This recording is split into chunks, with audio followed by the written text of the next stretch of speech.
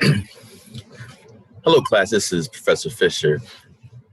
Now we go into section 3 of chapter 11. We talk about electrophysiology of the neurons. How do we, basically, the idea is we want to understand is, for instance, if something touches you,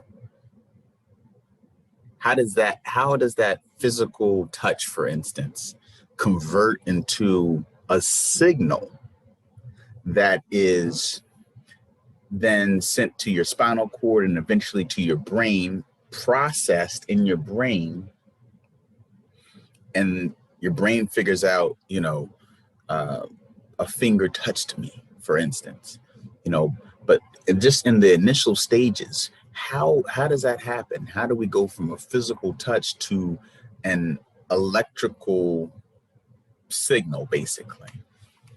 Right. So that's what we want to sort of start to unpack and well, it's already been, I was going to say discover. It's already been discovered. We want to just understand how this works. Okay.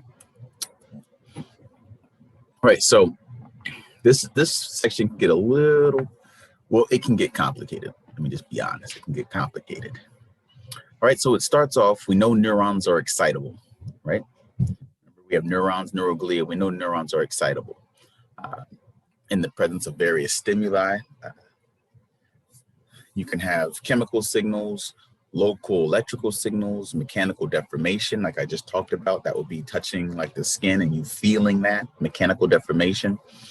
All these things can stimulate a nervous response, can excite your neurons, can cause them to what we call have action potentials, which is what we're going to really talk about when we talk about how we send the signal. The stimuli generate electrical changes. So we go from a mechanical, chemical, or we can go from electrical, neuron to neuron.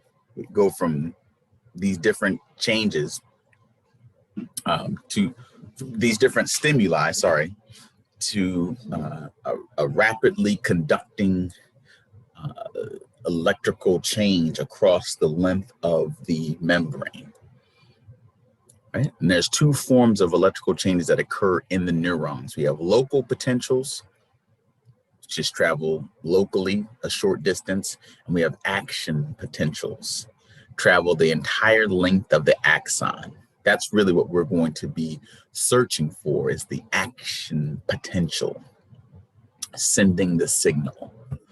Right, so how do we do that? How does that happen? All right, first we have to understand this concept of resting membrane potential. Resting membrane potential, right? Now, this can get, like I said, this can get a little confusing, but try to stay with me. All right, so resting membrane potential. What we have is, and we're talking about at the surface of the neuron. Remember, the neuron is a cell. The whole thing is a cell. The dendrites, the soma, cell body, the axon, the three different parts, the whole thing comprises one cell. So there's a thin layer of negatively charged ions that exists in the cytosol of the inside of the cell, and positively charged ions on the outside. Right? This may seem sort of insignificant, but it's very significant. All right, so we're talking about the inside versus the outside of the neuron. Right by the outside, remember that it's a cell, so the outside, so the cell membrane is that phospholipid bilayer that we talked about in chapter 3. On the inside of the neuron, you have negatively charged ions. On the outside, positively charged ions right near the surface. All right, so you have a difference in charge across the surface. If you know the term voltage, if you've taken you've taken, well, chemistry also, and I think they talk about voltage in physics as well. Voltage is an electrical gradient established by the separation of charges between two locations.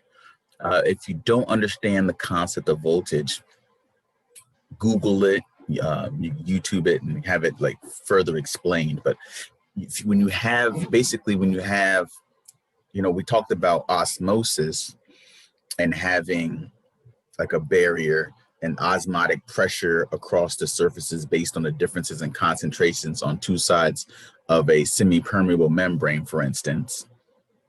Sort of similar idea when it talks about voltage, except we're dealing with the separation of charges. If you have positive charges on the one, negative charges on the other, and the difference in charges creates a voltage.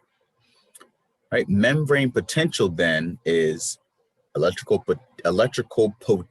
potential energy, electrical potential across the cell membrane, which is a source of potential energy for the cell. Right? So remember, potential energy, that's energy that's going to have like the ability to do work. Think of, the ball at the top of the hill. Remember that diagram we talked about. But that ball at the top of a hill has potential energy. As that ball rolls down the hill, potential energy is converted into kinetic energy. It speeds up, goes faster, until eventually it comes to a stop, and now it has no more potential or kinetic energy at the bottom of the hill. Okay, so think of that. But now, instead of a ball being at the top of the hill, you have a difference in charges across a cell membrane. So typically a neuron, which is a nerve cell made up of, it has dendrites, soma cell body, axon, has a resting membrane potential of -70 millivolts. Now, don't let that number throw you off too much. Just know that the M is milli and the V is volts. The R, we'll see this term RMP, resting membrane potential, over and over, right? So just remember that, resting membrane potential. So that's membrane potential. It's a source of potential energy, is -70 millivolts. The resting membrane potential is slightly negative because leakage channels. Remember, we have channels in our plasma membrane, especially in the nerve and in the neuron. We have channels that allow for certain substances to diffuse into and out of the cell, right? So the resting membrane potential is slightly negative because leakage channels favor gradient where more potassium, which is positive ion, leaks out than the Na plus leaks in. So you have more positive going out than positive coming in. So you have more of a negative on the inside. If I get rid of the positive ions and bring in less negative, if I have more positive going out than positive coming back in, then my overall result is going to be more. I'm going to be more negative on the inside. So your resting membrane potential is -70 millivolts. It means I have more of a negative charge on the inside, positive charge on the outside. There are more positive potassium channels, more loose potassium channels than sodium channels. Resting membrane potential of a neuron is less negative, at -70, than that of skeletal muscle, which is actually -90. Skeletal muscle is something that can be also has a membrane potential, which plays a huge role in us being able to stimulate skeletal muscle to be able to move and do all the things that we want it to do. Okay. Skeletal muscle fibers have large, their -90 millivolts is due to number of potassium ion leak channels in the skeletal muscle fiber. Okay, so that's how we create these membrane potentials. Cell is polarized. This is a key element. When voltage difference across plasma membranes does not equal 0, right? So the cell is polarized. It has a charge, so to speak. So because it has more negative on the inside and positive on the outside, it's polarized. It's -70 in the neuron. Right? So this can all be a little confusing. Go over it a couple times, read it. Right? So this is what it, if we could measure the voltage of a neuron with a voltmeter, that's basically the differences in charge across the surface, this membrane potential, we would get -70 millivolts. That's what our resting membrane potential, that's what it is normally, like without any stimulation. This is what your nerves are resting at. Now, this is where it can get a little confusing. Well, hold on, a little more, a few more things before we get confusing, but here we go. So electrical changes across the neuron plasma membrane rely on ion channels and resting membrane potential, right? So these ion channels, which exist in your neurons, and so these are channels which exist in the plasma membrane of the neuron. Ion channels. Ions cannot diffuse through the lipid component of the plasma membrane. We've already established that in chapter 3. Sorry, I moved my image down here so you can see me talking. But these ions must rely on specific protein channels. There's different types of channels. We have leak channels, always open. They allow ions to flow down concentration gradient between cytosol and extracellular fluid. Cytosol, that's the inside of the cell. Extracellular fluid, outside of the cell. Leak channels, they open up. The ions will flow based on their concentration gradient, right? Diffusion. We also have gated channels, which are closed at rest, open in response to specific stimulus. Now, before we get into it too crazy, too deep, I would say, better word, I want you remember very simply, when we're talking about converting, and I think the easiest one to think of is, it's just something touching you.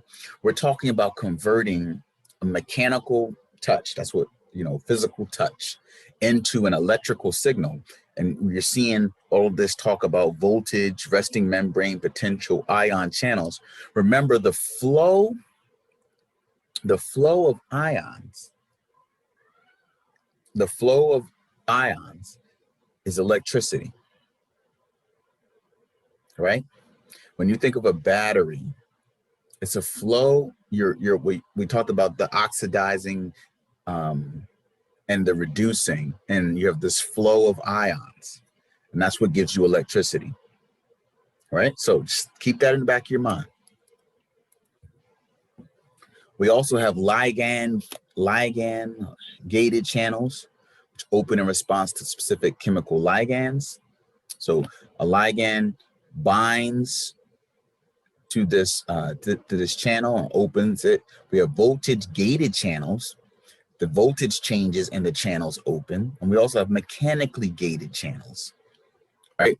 In response to a mechanical stimulation. Oh, pressure, stretch, vibration. So we have channels in our neuron plasma membranes that will open based on mechanical stimulation. That makes sense in our little example here. So if I touch my hand here, I can open mechanically gated channels in the neurons and cause an action potential. And hopefully it's starting to make a little more sense. This is just a diagram showing you all the different channels.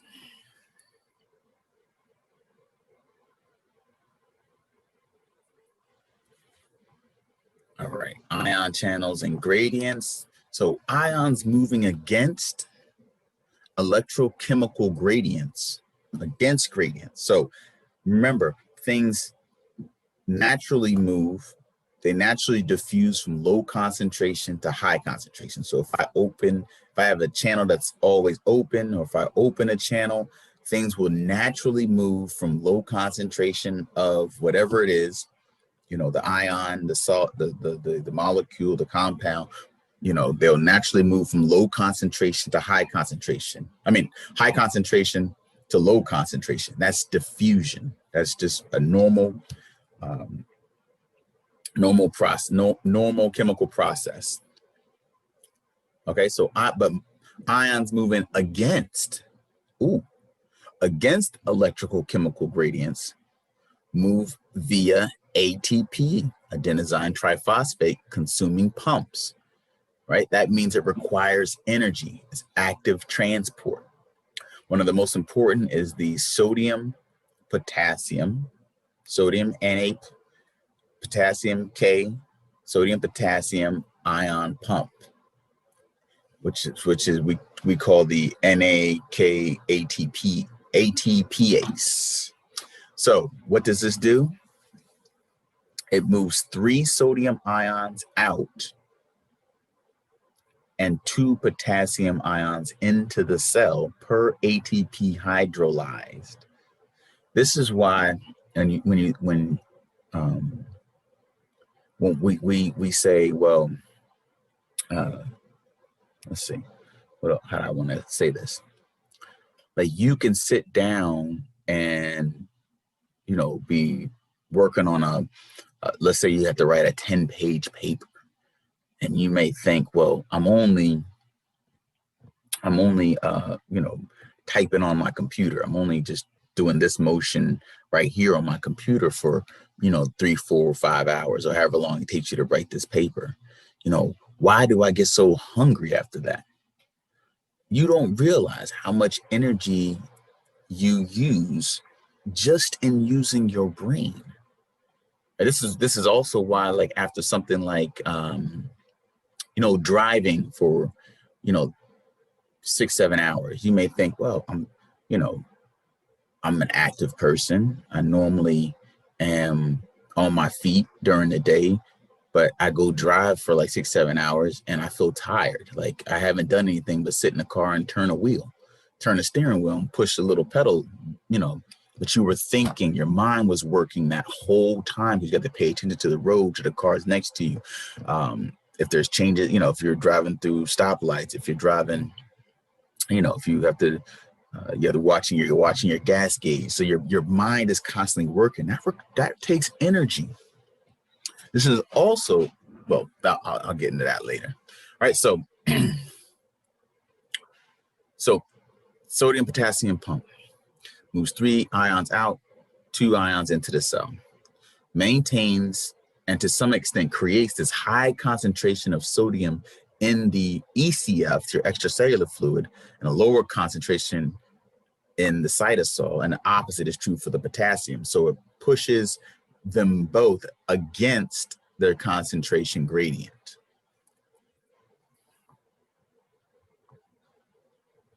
All right, so what happens? Changes in the membrane potential, ion movement. So cell starts with a negative resting membrane potential, negative 70 millivolts. Remember that number. We have an unequal distribution of ions across the plasma membrane. Gradients are maintained by gated channels and this sodium potassium pump, which is powered by ATP. All right, so we have that. When the gated channels for a specific ion open, the ions will follow electrochemical gradient. So they'll diffuse into or out of the cell. When their channels open, we have to figure out what opens the channel. This can alter the cell's membrane potential by opening the gated channels and causing ions to flow into and out of the cell.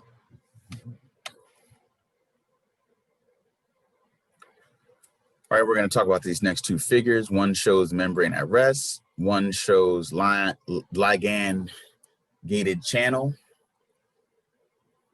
depolarization. Cell becoming less polarized, membrane potential reaches 0 millivolts.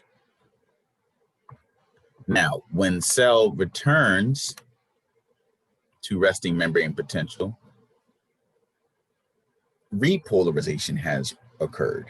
All right, so when the channels open, that negative 70 that was, that we created the ions diffuse, we go from -70 closer to 0. And then when we return to the resting membrane potential, that pump allows, with the the sodium potassium pump, we repolarize, go back down to the -70. That's repolarization. And if we go below our -70 resting membrane potential, we get to a point called hyperpolarization. It gets to even more polarized than normal. All right, so we're going to talk about that. All right, so normally a cell at rest, -70 millivolts. If we open ligand gated channel, so the particular ligand, if it binds, we'll talk about that, opens the channel, then the charges are going to move, they're going to diffuse into or out of the cell accordingly. The voltage is going to drop because the charges are going to go where they actually want to go. Remember, we get to this -70 voltage by pumping the charges, pumping the ions against their concentration gradient. But if we open the channel and let them flow freely, they're going to diffuse normally to where they want to go. So that means the voltage is going to drop. So we went from -70 to -50 in this case. But then once we close that ligand gated channel, or in this case, open another ligand gated channel, we can actually get to what we call, we can force more of the ions in and get to what we call negative, even more negative than normal, which is hyperpolarization.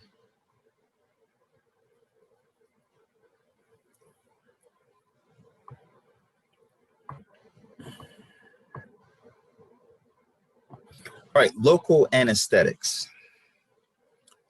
You may have had dental procedures done. You may have had had some surgeries where you didn't have to be put all the way asleep.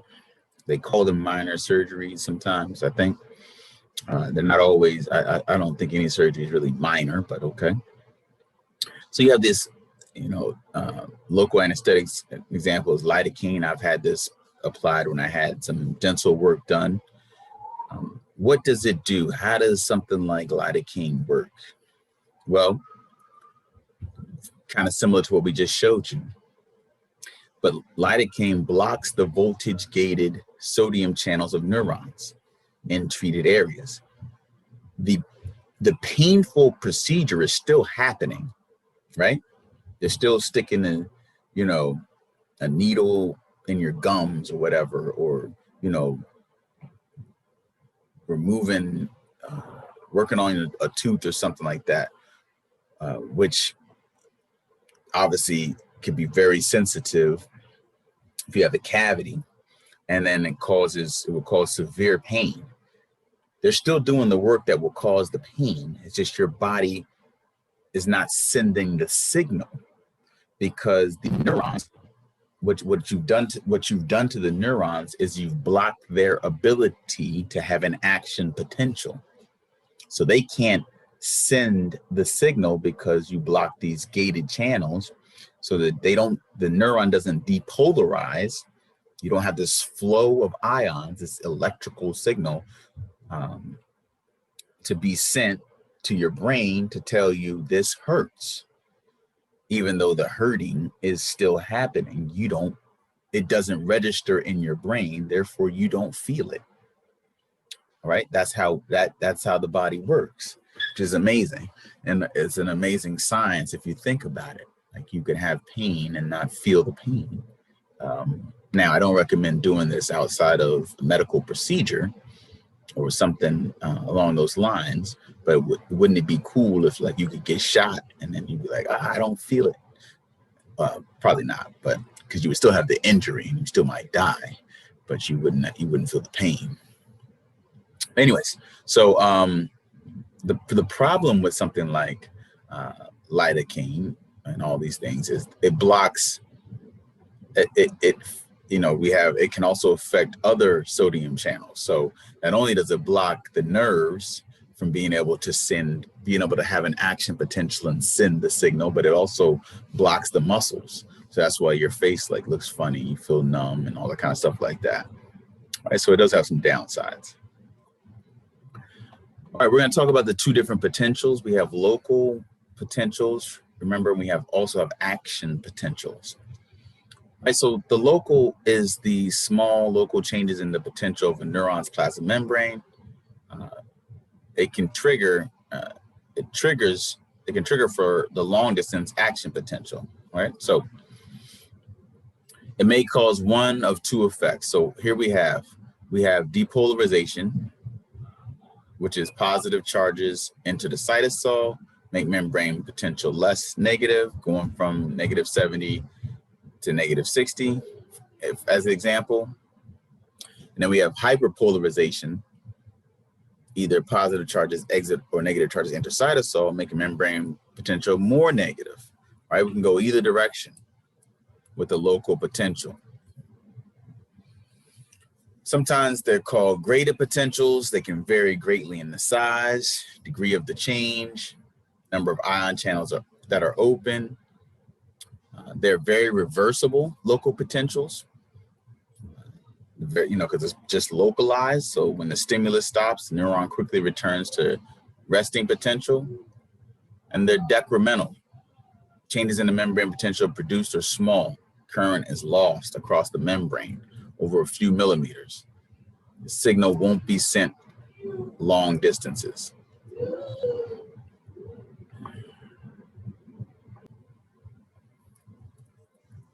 Now, what we really want to get to is action potentials. So local potentials don't really go anywhere. You sort of stimulated a little bit, but we ain't really get there. What we want to get to is action potentials. Action potential, uniform, rapid depolarization and repolarization of membrane potential, only generated in trigger zones. Axolemma, remember this is part of the axon hillock, an initial segment of axon.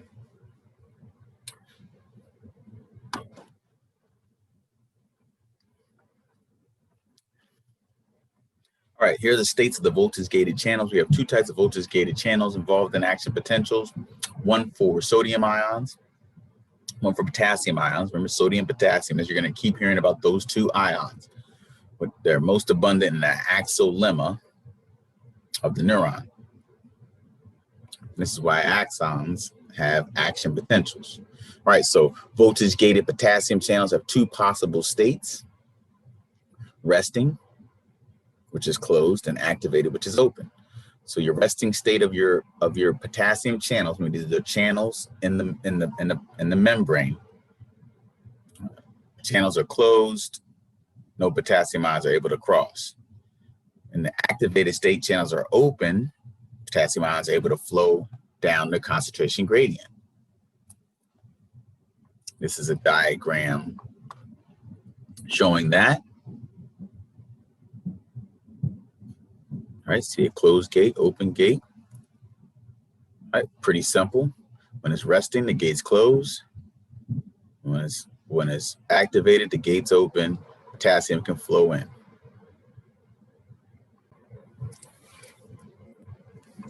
All right, for the voltage-gated sodium channels have two gates, activation and inactivation gates with three states, a little bit different. All right, so remember for potassium, we had resting and activated. Resting, closed, activated, open.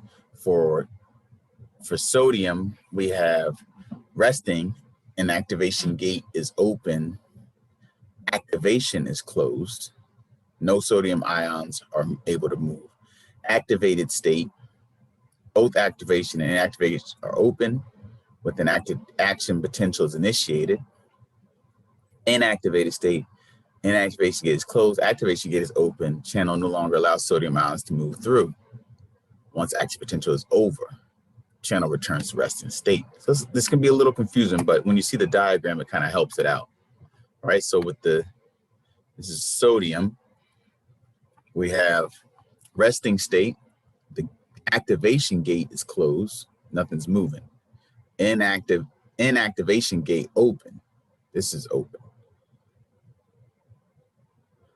And in the, well, here we go, let's go this way. Activated state, inactivation gate is open.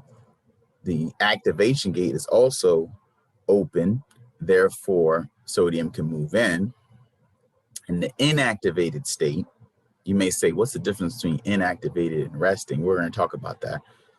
Inactivated state, inactivation gate is closed, even though the activation gate is open. Right, so I'm stimulated, but I have this inactivation gate which closes off and doesn't allow for the sodium.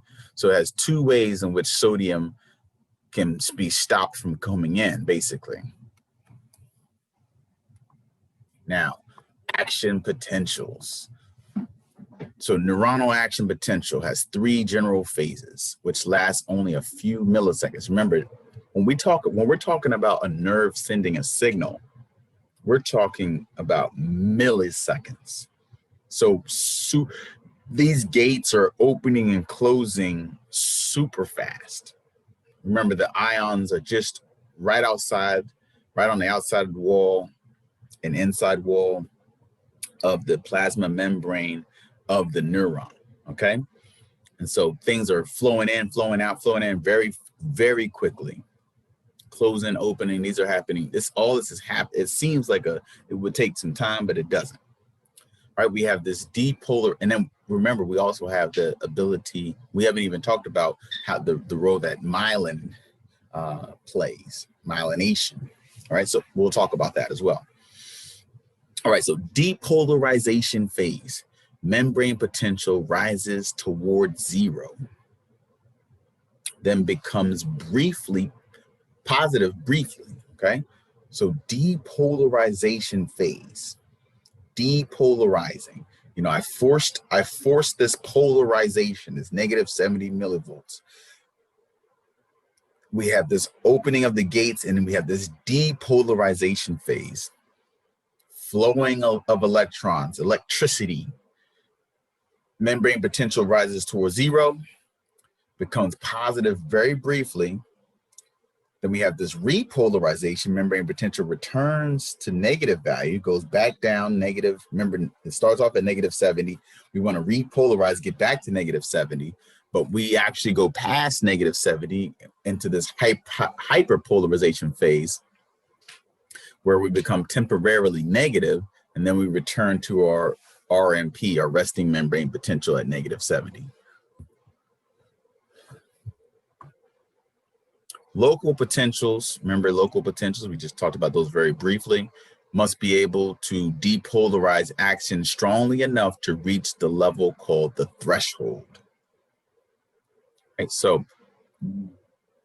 if we don't get to the threshold, which is negative 55, so we start off at negative 70, if we don't get to at least negative 55 millivolts, this is on our way up towards zero, we won't get an action potential. Right? It'll just be a local potential and it won't go anywhere. Right? It'll just stay right with that one section, short little section of the neuron, of the axon.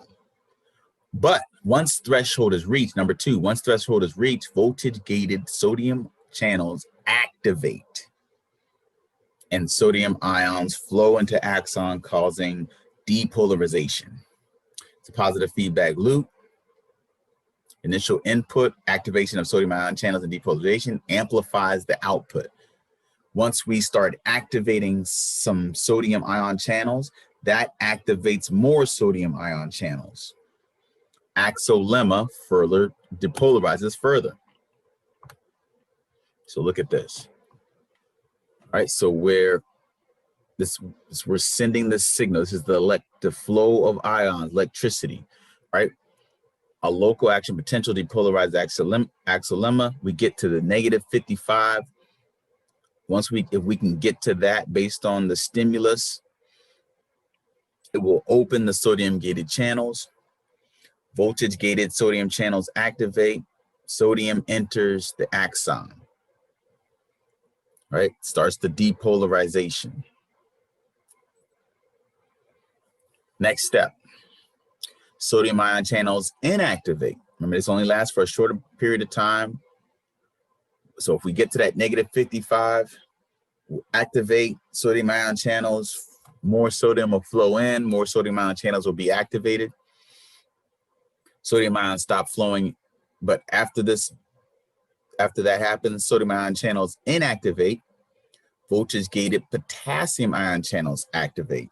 Sodium stops flowing into the axon. Potassium begins exiting as we repolarize, go back down to our -70. Sodium ion channels return to resting state and repolarization continues. Remember, with the sodium channels, their inactivated state still means they're closed. Their resting state also means they're closed. Axial lemma may hyperpolarize before potassium ion channels return to resting state. Then axial lemma returns to RMP, resting membrane potential, -70 millivolts. Right, so that's all diagrammed here. Right, so we've had this local potential. We got to at least -55, open the sodium channels, bang, get to this +30 as far as with the flow of the ions. Our potassium channels open, potassium flows out of the cell, positive charge flows out, so it makes the inside more negative. We drop down, go all the way to hyperpolarization, below -70, and then get back to -70, our resting membrane potential. We have what we call refractory period after the neuron has generated the action potential, which it cannot be stimulated to generate another action potential. This is it makes sense when you think about it. You just have this time where, if it's already stimulated, and it takes a moment. Now this is happening in milliseconds. It takes a moment for that neuron to be stimulated again, right? So there is a refractory period, a time where you can't be stimulated, basically. No additional stimulus, no matter how strong, is able to produce an additional action potential. That's your absolute refractory period. This happens when the voltage gated sodium channels being activated and inactivated. Right, that's during your repolarization. Sodium channels may not be activated until they return to resting states. All right. And then you also have this relative refractory period, follows immediately after the absolute. Only a strong stimulus can produce an action potential because you don't have that ability to depolarize as much. Okay.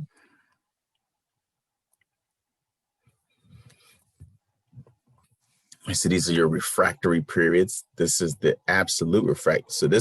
So during this period where this absolute refractory period, you've already depolarized. And so if another stimulus were to come along, I'm already stimulated, so I can't be double stimulated, basically. And then you have the relative refractory period where I'm repolarizing. If I were to get a stimulus, it would have to be pretty strong to get me back up to, back on the path again before I get back to this, my resting membrane potential. That's what that is called, refractory period. All right, so now how does that get to what we call propagation? Action potential. So we want to convert this mechanical touch in our example to a signal that is sent And we want to send this signal not just along one neuron, but we want to send it all the way to the brain. How does that happen? Right, so we've already talked about local action potential. Local potentials and action potentials. But now let's think of it more so in a neuron. So the axonal lemma depolarizes to threshold due to local potentials. Something's triggered it, something's touched me, allowed a gate to open, a mechanical ion gate to open, due to the physical touch.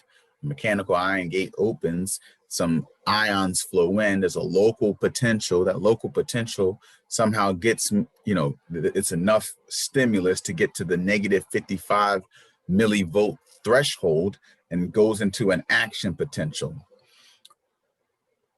Na plus channels activate, action potential is triggered and spreads down the axon, right? So we see it spreads down the axon. So you see in the diagram here, we have sodium channels right next to potassium channels.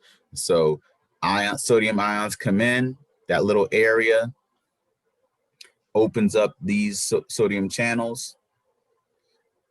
These sodium channels open in this little area, sodium ions flow in, depolarizes this region, right? So this region is where the initial, the touch was sort of sensed, it mechanically opened some kind of channel here in this area. Some positive charges got in, enough of it depolarized, enough of a local potential happened to where we got to negative 55 millivolts.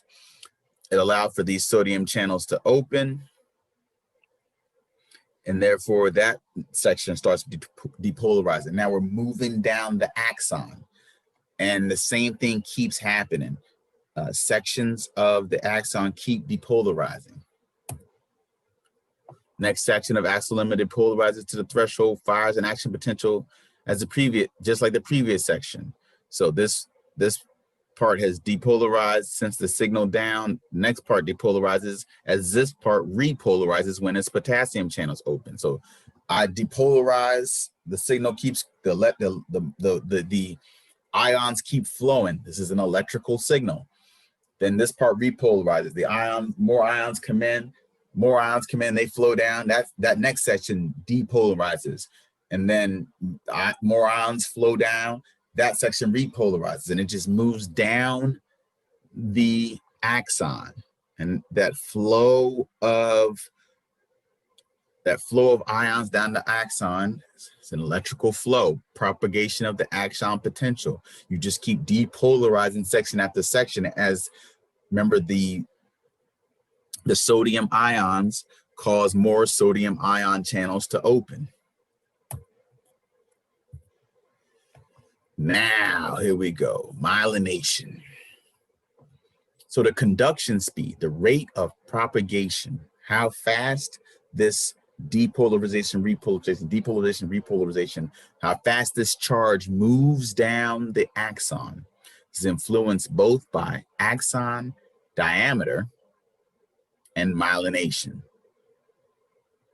Axons with large diameters have faster conduction speeds because larger axons have lower resistance to conduction. It can flow through them, those ions can move through them easily.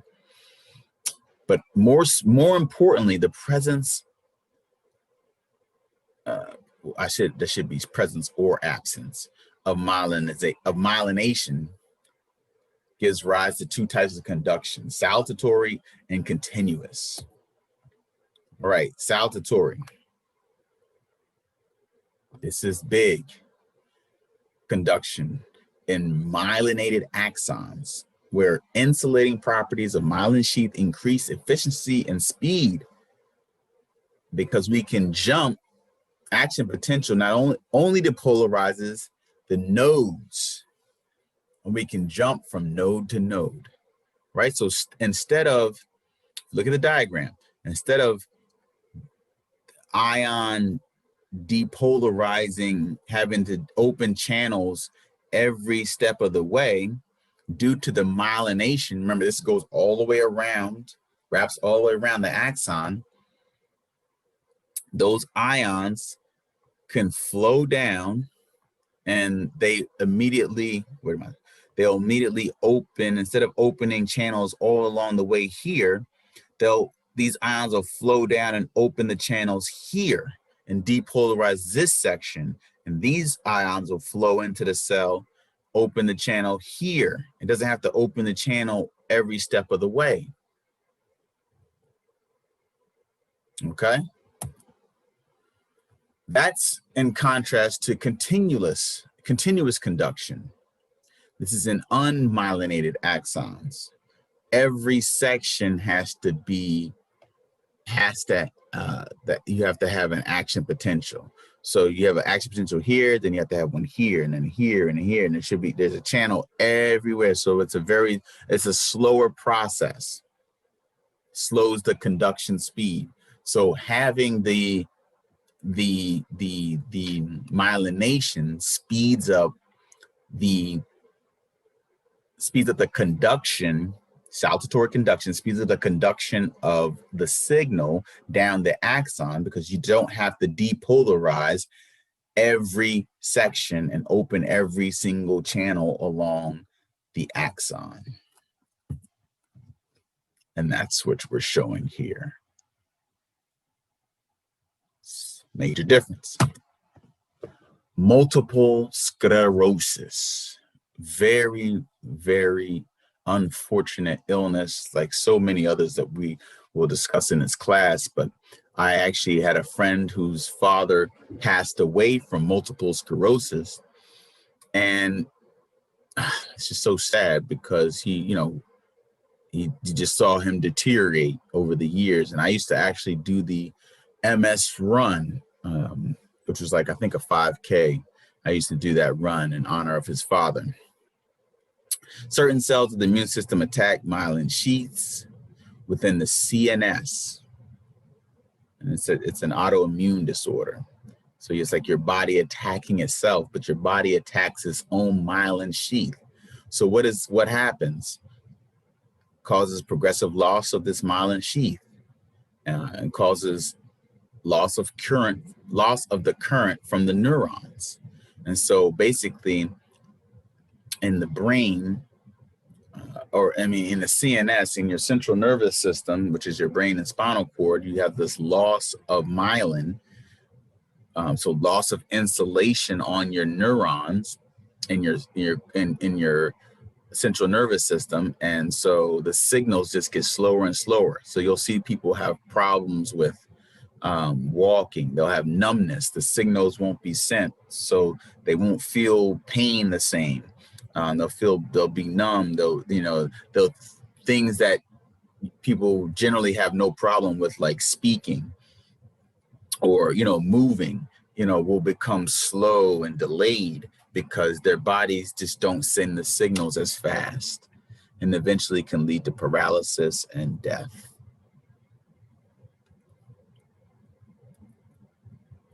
This is just a picture putting it all together, so you can go over that on your own.